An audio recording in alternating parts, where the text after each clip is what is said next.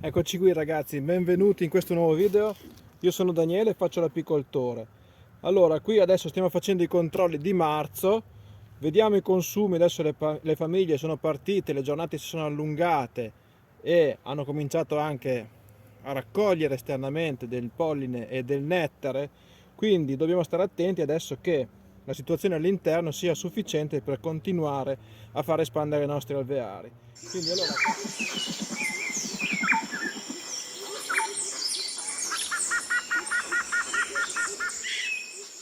nostri alveari.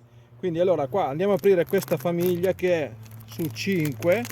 Vediamo che il candito è stato completamente svuotato. Questo l'ho messo una decina di giorni fa, 10-12 giorni fa, e dobbiamo continuare a dargli. Adesso io qua comunque faccio saltare i telaini con voi, vediamo un po' qual è la situazione, se la covata si è allargata.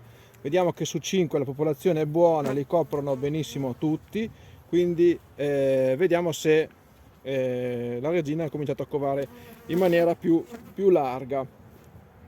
La cosa da fare adesso è controllare la covata, vedremo come controllarla anche magari monitorando la temperatura interna, cercando di capire un po' quello che sta succedendo all'interno del nido.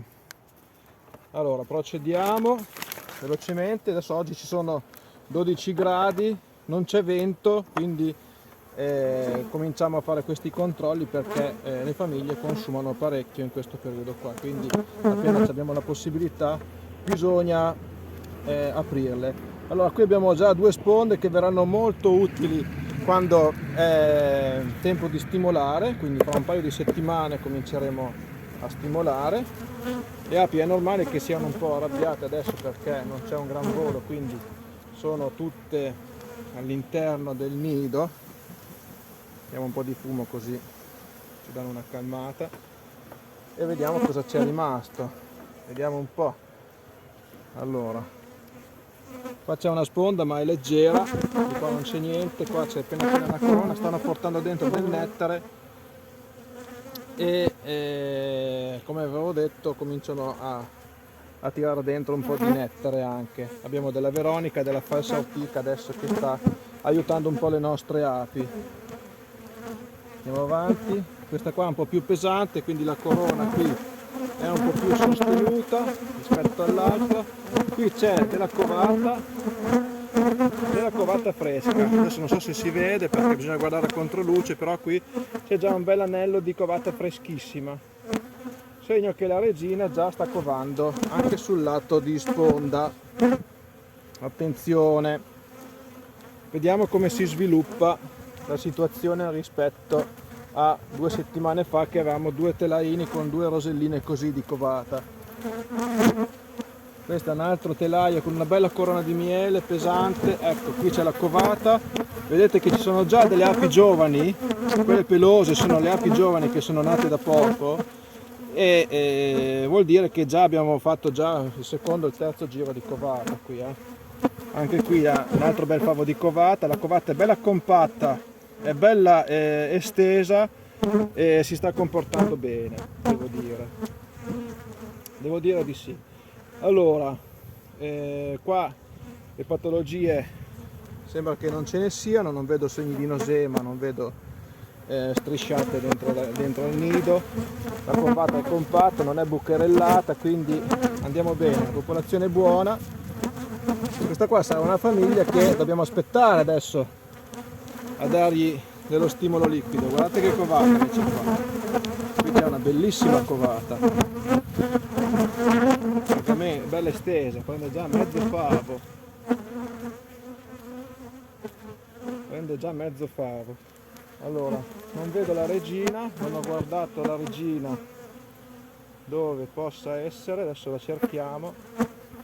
Comunque la covata è bella, quindi siamo tranquilli. Allora, una curiosità che ho io di provare a sparare qua 28,1 la covata.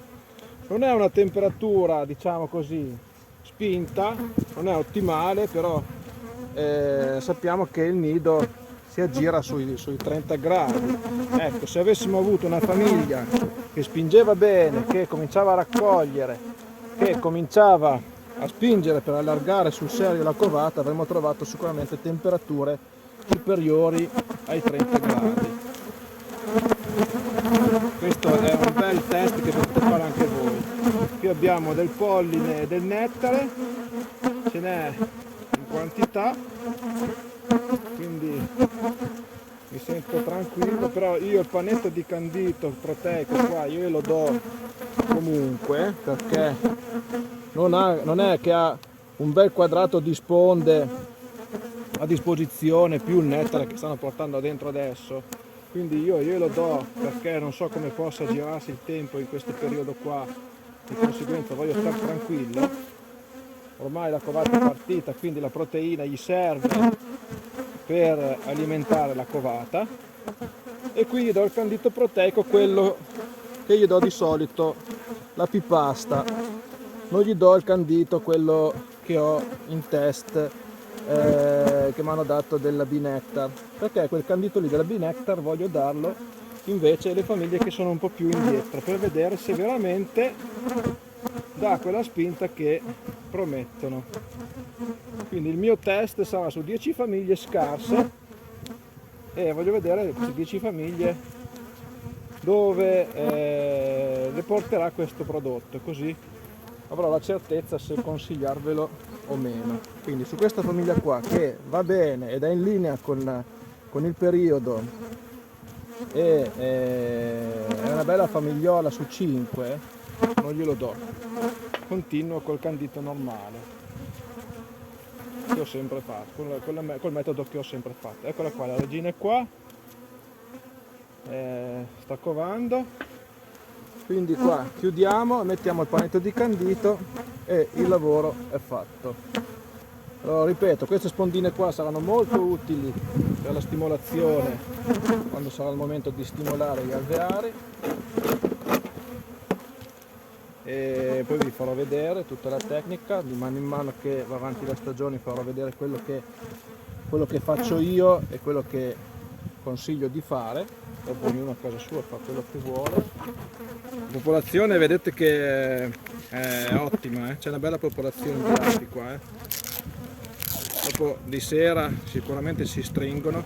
Adesso io il candito, questo qua, ha una pasta un pochino morbida, quindi io lo metterò con il taglio rivolto verso l'alto, perché non voglio che vada a colare sui favi. Quindi la tecnica, quando sappiamo che le temperature sono destinate ad alzarsi, sappiamo che il nido dentro comincia a scaldare bene la covata, abbiamo letto adesso 28 gradi e passa sulla covata, se abbiamo dei canditi con la pasta un po' morbida come questo, è bene che sia rivolto verso l'alto per fare in modo che non coli sulle api. Questo io lo lascio ancora perché qua i ritorni di freddo sono alla portata del giorno. E adesso un'altra cosa da fare è quella che bisogna cominciare a scrivere. Bisogna cominciare a scrivere sul taccuino, perché qui altrimenti ci dimentichiamo le cose. Oggi è il 1° marzo, allora cova su 3 telaini, ok, candito proteico. Ok? Ecco ragazzi, queste sono le operazioni classiche che si fanno nel mese di marzo. Adesso da qui in avanti continueremo a monitorare lo stato d'avanzamento delle famiglie, lo stato di salute, continueremo a dare il nutrimento solito. Più avanti si comincerà ad allargare dalla metà di marzo e si comincerà poi alla fine di marzo, i primi di aprile, a dare la stimolazione liquida. Come al solito ragazzi, io vi saluto, vi do appuntamento al prossimo video, vi ricordo di iscrivervi al canale se non l'avete ancora fatto, di mettere il like e ci vediamo alla prossima. Ciao a tutti!